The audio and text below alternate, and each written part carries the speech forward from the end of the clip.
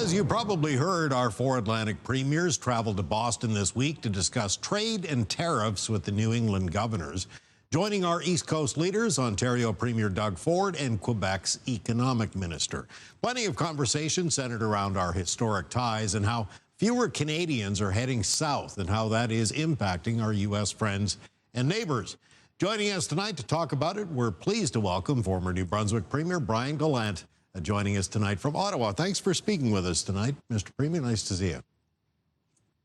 Good to see you, Bruce. Thanks for having me. So the gathering seemed fairly congenial. What's your take? Yeah, look, whenever we're watching from the outside these types of meetings, you ask yourself, are they worth it? Is it something where we're going to see action? What came from it? All those kind of questions. And they're all fair questions to ask. Given the climate we're in, though, I think the idea here is that Canada and U.S. People that believe in the relationship, they need to work on strengthening it. They need to strengthen relationships that are existing and hopefully new relationships that we'll create. So doing this is important. Yes, Trump is a person who will make his own decisions. It doesn't matter with allies or foes telling him to do X or Y. He's going to make up his own mind, and I think we all know that.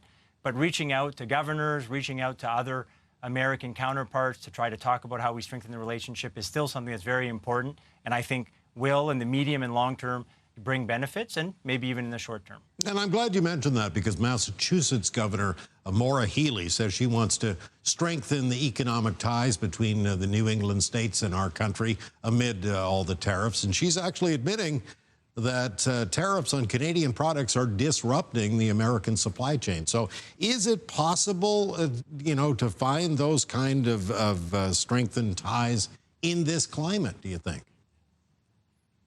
Absolutely. And one of the things that we did when I was in the Premier's chair a few years back when we had Trump 1.0, we actually had a real big push in Canada with a Team Canada approach to have subnationals, they would call it. So the premiers representing the provinces and territories, and then governors representing the states, to try to forge relationships, try to talk about how we would get over what were then some of the challenges we saw when it came to tariffs and trade. Now it seems to be exacerbated with Trump 2.0. So that I think process is still important, and it can have an impact, especially when you have regional media and national media in the United States talking about exactly what you mentioned, Bruce, the idea that these tariffs are hurting Americans. That can be helpful. That ultimately would probably be the only thing, meaning swaying public opinion in the United States, that may get Trump to move on some of this stuff or to move a little quicker on some of this stuff. So I do think it can help in the short term in that way. But having subnationals forge relationships will be helpful in the medium and long term, and hopefully once there's no longer a Trump president, we'll be able to have those relationships bear fruit. That's the the economic and the practical side of it, but there's an emotional side as well, as you know. I'm wondering, as a former premier, how imperative is it that we find a way to get past all the anger that Trump has generated with his tariffs and that, frankly, offensive rhetoric about Canada becoming the 51st state. A lot of people are going to remember that a long time. As they should. We have been, I think, in one of the best relationships between two countries, frankly, ever, certainly in modern times. And we had it completely disrupted, basically for absolutely no reason. So I think we're right to be offended. We're right to be upset. And we're also, I think, in our right to be guarded moving forward. But what I do think a meeting like this with the governors and the premiers reminds us is that there are many relationships. There's the President of the United States, and in this case, when it's Trump, there's a certain type of dynamic that is created, no question. But there's also these relationships between states and provinces. There are relationships between business leaders. There are family relationships. I have a sister-in-law that's a U.S. citizen. We have all of these things with communities that go back and forth to the border for decades. So really, I think we have such strong ties with the United States that we shouldn't let the one person with the one administration doing incredibly damaging things, no question, completely ruin it. We have to be guarded, we have to be realistic, and we have to be firm, but at the same time recognize that having a strong relationship with the United States is important to Canada, and we just have to do it now a little more clear-eyed and not expecting that everything will stay with a status quo and that we have to work at the relationship, but also do what we need to do in Canada to be as strong as we possibly can on our own. Speaking of big meetings, we showed a couple of images a moment ago from the G7. Of course, we welcomed Trump to this part of the world just this week. He left before everything was over, and that led a lot of people to speculate that without input from the U.S. president, the gathering doesn't have the same impact. So your thoughts, what do you think?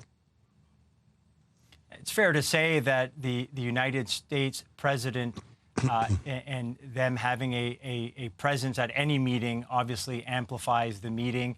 And of course, the G7, it's 7 leaders, having all 7 present is important. That said, I think if we look at the last time that Trump had left a G7, it was under different circumstances, the way in which he left, what he said, criticizing Trudeau, basically giving an impression he wasn't very happy about the G7, versus now leaving early, yes, but the reason given was the Middle East and what's happening there, which is certainly reasonable in the grand scheme of things. And but more importantly, I think in this case, he left with kind words for Prime Minister Carney. Now, whether that withstands the test of time, I don't know, but I think it certainly demonstrates the relationship is off to a better start than the previous Prime Minister and Trump's relationship. And also, I would add that I think Trump was making other calculations and his team were making political calculations. Zelensky was about to be there. They probably wanted to leave before that happened. And I think just on a personal level, Trump doesn't like to be in a meeting that he's not in complete control of. I think that he doesn't like that. So he likes to come in, kind of disrupt, and then leave. And so I'm not surprised it happened. I'm not saying it's good, but certainly I think if we compare it with what happened the last time we had similar circumstances, it feels a bit different.